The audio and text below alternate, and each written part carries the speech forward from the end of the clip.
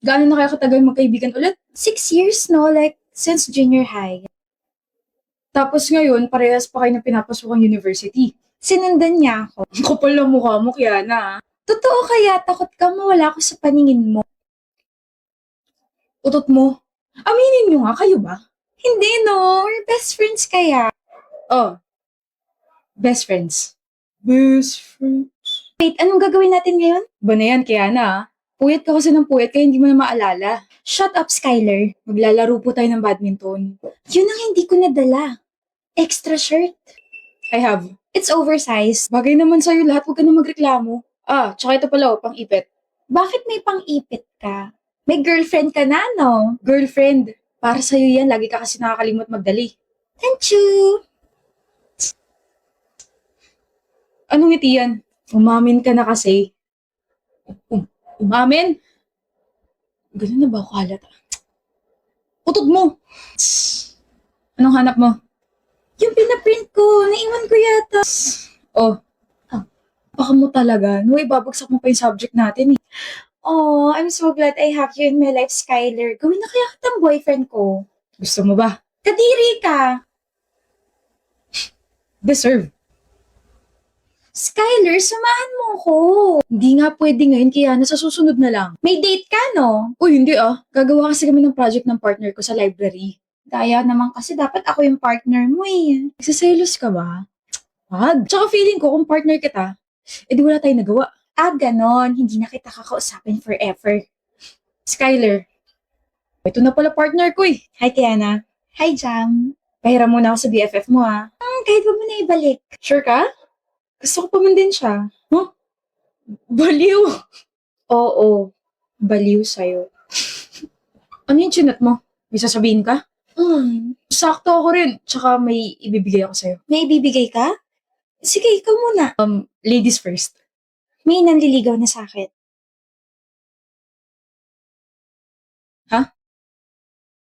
May nanliligaw na sa'yo?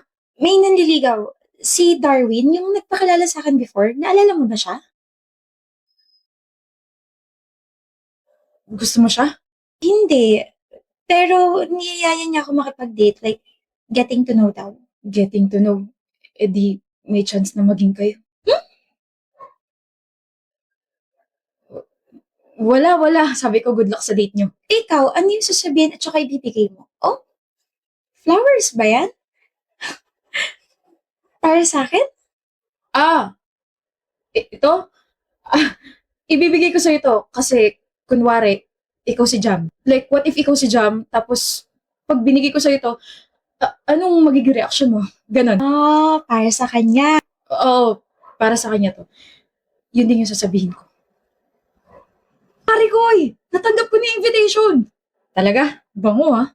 Congratulations, ikakasal ka na. Bakit gusto mo makipaghiwalay? I'm sorry, Aubrey. Kailan, bakit nga? Sabi mo forever na tayo. Sabi mo never ka makikipag-break sa akin. Bakit ganito? Anong ginawa ko para magkaganito ka? Hindi kasi tayo compatible. Hindi compatible pero umabot tayo 1 taon. May mga ganun talaga, Bri. Late na nilang nare-realize na hindi pala sila para sa isa't isa. Huwag na natin ipilit kasi pares na tayo masasaktan. Nasasaktan na ako. I know. Masakit para sa akin tong desisyon na to pero kailangan ko nang bumitaw dahil nahihirapan na tayo. I'm sorry, Aubrey. Maybe sa next life natin, tayo na talaga, di ba? Huwag ka nang malungkot. Huwag ka nang umiyak, okay? Hindi talaga lahat ng relationship nag-work. I'm really sorry for this.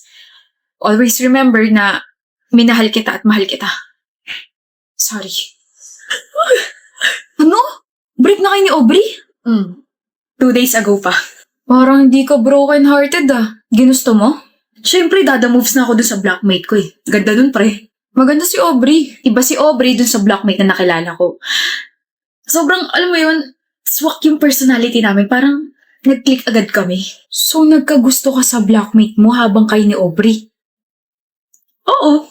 Walang yan. Muntik na nga ako matawa kay Aubrey habang nakikipag-break ako sa kanya eh. Bakit? Iyak nang iyak. Kunti na nga lang parang tutulo na yung uhog eh. Wala eh. Patay na patay talaga siya sa akin kaya ganun. Hindi siya umiiyak. Ano, Basti? Hindi siya kako umiiyak, Kylin. Ano hindi? Wala ka ron. Nandun ako. Nakausap ko pa nga siya eh. Hindi siya umiyak, pre. Peke yung iyak niya. Breezy. Huh? Basti, kayo na ka pa nandyan? Oo. Sorry, pero... Huh? Umiiyak ka lang, di ba? Tapos, biglang... Wow, ang bilis naman mag-shift na emotions mo. Hindi naman ako naiyak. Pero, tingin mo, nasaktan ako sa pakikipag-break ni Kylen? I already prepared myself kasi alam kong may bago na yung buwisit na yun. Ano raw sabi niya? Masakit para sa kanya yung desisyon na ginawa niya? Maybe sa next life kami na talaga? Sarap isuka ng mga kinain ko kanina. Shucks, kinikilabutan ako. Pero bakit ka umiyak kung ganun? Kasi natutuwa si Kylan kapag umiiyak ako. Feeling niya, kinagwapo niya na iniiyakan siya ng mga babae. Tsaka hello, I'm a theater actress. Sayang naman kung hindi ko gagamitin sa kanya yun, di ba? He's already stupid na hindi siya agad nakipag-break sa akin. Pero lalo pa siya magiging tangat bobo kung ipagkakalat niya sa iba na iniyakan ko siya. But trust me, ipopost ako yung bank account ko. Ipagkakalat niya yan sa iba. Sinabi niya yun? Oo, tapos natawa pa nga siya kasi mukha ka raw tanga habang kinakausap siya tungkol sa hindi niyo pagiging compatible, something like that. Ayusin mo sarili mo, Kylen. Nakakaya ka maging kaibigan eh.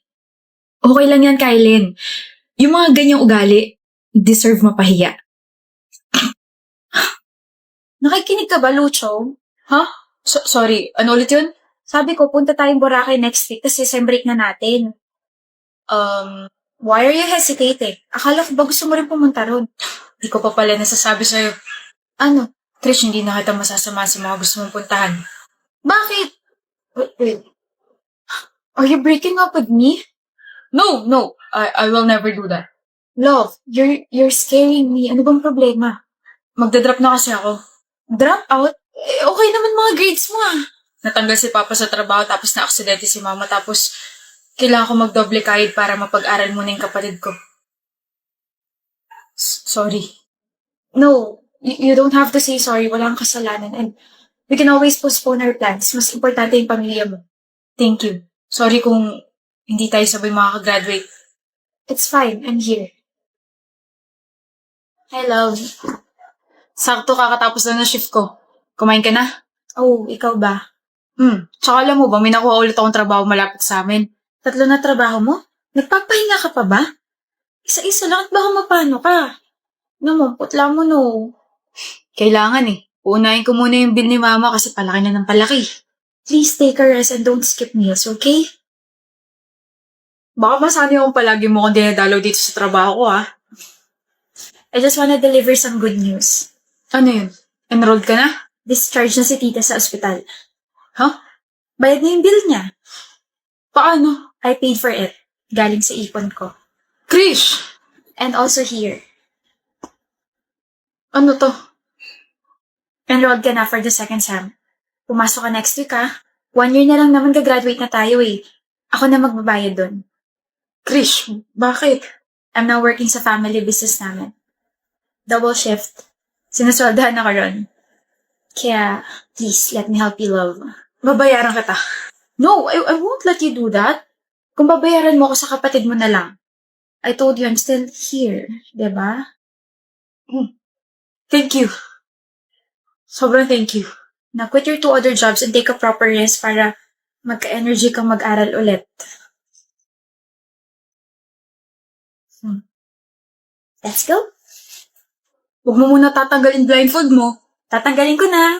Love, isa. Okay, I'm just kidding. Okay, tanggalin mo na. Charan! Kaninong bahay to? Sa'yo. Sa akin? Hindi sa atin? Pangalan mo nilagay ko sa titulo eh. Tsaka ito yung dahilan kung bakit busy ako this past few months. Inaasikaso ko tong bahay.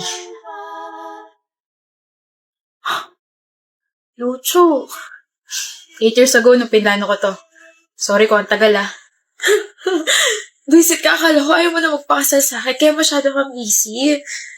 Ano ka ba nung niligawan kita, alam ko pakakasalan na kita. Kaya maraming salamat, mahal. Sobrang salamat. I love you, Lucho. And I love you, Krish. Pasok na tayo?